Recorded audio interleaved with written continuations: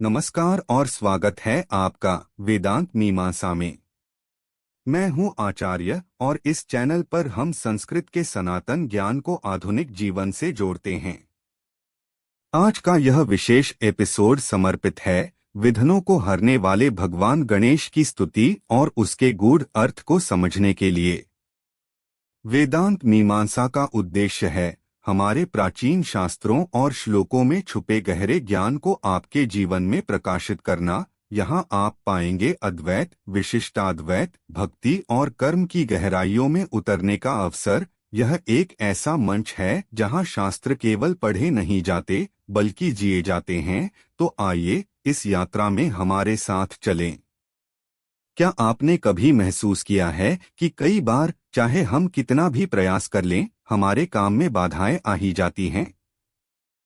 मानो कोई अदृश्य शक्ति हमारी राह में रोड़े अटका रही हो। ऐसे समय में क्या कोई उपाय है जो इन विघ्नों को दूर कर सके? क्या हमारे शास्त्रों में ऐसा कोई मार्गदर्शन है जो हमें इन कठिनाइयों से पार पाने में मदद करे? आइए इस प्रश्न का उत्तर खोजते हैं आज के श्लोक में। आज हम जिस श्लोक पर चर्चा करेंगे वह है वक्रतुंड महाकाय सूर्यकोटि समप्रभ निर्विघ्नं कुरु मे देव सर्वकार्येषु सर्वदा। इस श्लोक को सुनिए, इसका अर्थ गूढ़ है। यह हमें सिखाता है कि जीवन के हर कार्य को निर्विघ्न कैसे बनाया जा सकता है। अब मैं इस श्लोक को धीरे धीरे और स्पष्ट उच्चारण में पढ़ूंगा। आप इसे मेरे साथ दोहरा सकते हैं। वक्रतुंड महाकाय सूर्यकोटि समप्रभ निर्विघ्नं कुरु मे देव सर्वकार्येषु सर्वदा। यह श्लोक विशेष रूप से भगवान गणेश को समर्पित एक मंगलाचरण है। आइए इसके शब्दों को गहराई से समझते हैं। अब हम इस श्लोक के प्रत्येक शब्द का अर्थ समझते हैं। वक्रतुंड, वक्र का अर्थ है टेढ़ा और तुंड का अर्थ है सूंड। यह भगवान गणेश की विशिष्टता को दर्शाता है। उनकी सूंड टेढ़ी है जो हमें यह याद दिलाती है कि जीवन का रास्ता हमेशा सरल नहीं होता। महाकाय, इसका अर्थ है विशालकाय। यहाँ भगवान गणेश की विशालता उनके शरीर से अधिक उनके ज्ञान, शक्ति और करुणा की महानता को दर्शाती है। सूर्यकोटि समप्रभ, सूर्यकोटि का अर्थ है करोड़ों सूर्य और समप्रभ का अर्थ है समान प्रकाश। यह भगवान गणेश के तेज और ज्ञान की तुलना करोड़ों सूर्यों के प्रकाश से करता है। निर्विघ्नं, बिना विघ्न के। यह शब्द जीवन में रुकावटें या बाधाएं दूर करने की प्रार्थना को व्यक्त करता है। कुरु, इसका अर्थ है करना। यहाँ भक्त भगवान गणेश से निवेदन कर रहा है कि वे कृपा करें और उसे विघ्नों से मुक्त करें। मैं देव, में का अर्थ है मेरा और देव का अर्थ है दिव्य शक्तियाँ, ईश्वर। सर्वकार्येषु, सभी कार्यों में। सर्वदा, सदा, हर समय। इस प्रकार श्लोक में प्रत्येक शब्द भगवान गणेश की दिव्यता, उनकी कृपा और हमारी प्रार्थना को व्यक्त करता है। अब इस श्लोक का अन्वय और भावार्थ समझते हैं। हे वक्रतुंड महाकाय सूर्यकोटि समप्रभ देव, आप सदा मेरे सभी कार्यों को निर्विघ्न कीजिए। इस श्लोक में भक्त भगवान गणेश को संबोधित करता है और उनसे प्रार्थना करता है कि वे उनके सभी कार्यों में आने वाली बाधाओं को दूर करें। यहाँ सर्वदा शब्द इस प्रार्थना की निरंतरता को दर्शाता है। यह एक बार की प्रार्थना नहीं है बल्कि हर क्षण की है। अब आइए आदि शंकराचार्य की दृष्टि से इस श्लोक को समझें।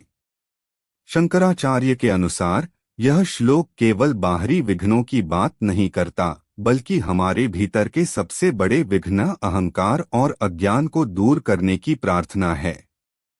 वक्रतुंड का गूढ़ अर्थ है जो हमारे कुटिल मन को भी सीधा कर सके। हमारा मन जो अपने स्वार्थ, क्रोध और मोह में उलझा रहता है, उसे सही दिशा में ले जाने के लिए गणेश का स्मरण करना आवश्यक है।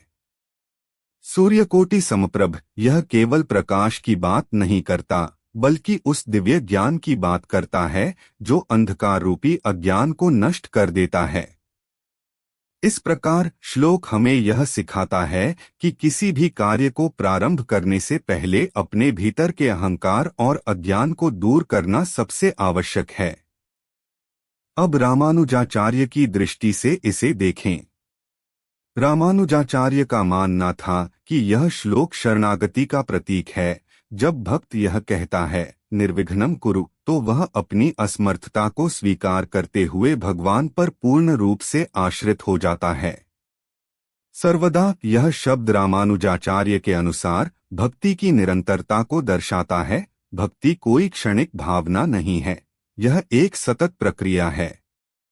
गणेश यहाँ नारायण के विघ्ननाशक रूप के प्रतीक हैं। वे हमें यह सिखाते हैं कि जब हम अपने प्रयासों को भगवान को समर्पित कर देते हैं तो सभी बाधाएं स्वतः ही दूर हो जाती हैं। अब बात करते हैं कि इस श्लोक को हम अपने दैनिक जीवन में कैसे उपयोग कर सकते हैं।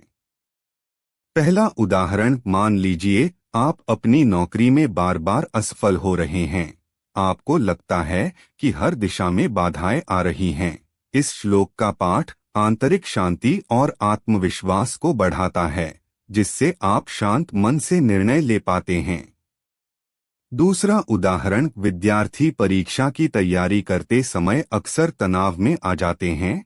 यह श्लोक उन्हें मानसिक एकाग्रता और विघ्नों से मुक्ति का मार्ग दिखाता है।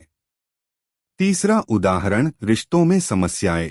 यह श्लोक हमें सिखाता है कि किसी भी संबंध में अहंकार को छोड़कर विनम्रता और समझदारी से कार्य करना चाहिए। जब हम अपने व्यवहार में वक्रतुंड की तरह लचीलापन लाते हैं तो संबंध सहज और सुंदर हो जाते हैं। इस प्रकार यह श्लोक हमें सिखाता है कि किसी भी कार्य को शुरू करने से पहले मानसिक शांति और विनम्रता सबसे महत्वपूर्ण है। यदि यह ज्ञान आपके हृदय को छू गया है तो कृपया लाइक करें, कमेंट में अपने विचार साझा करें और चैनल को सब्सक्राइब करना न भूलें। अगले एपिसोड में हम मिलेंगे एक और गूढ़ श्लोक के साथ। तब तक के लिए सत्यमेव जयते। ओम शांतिः शांतिः शांतिः।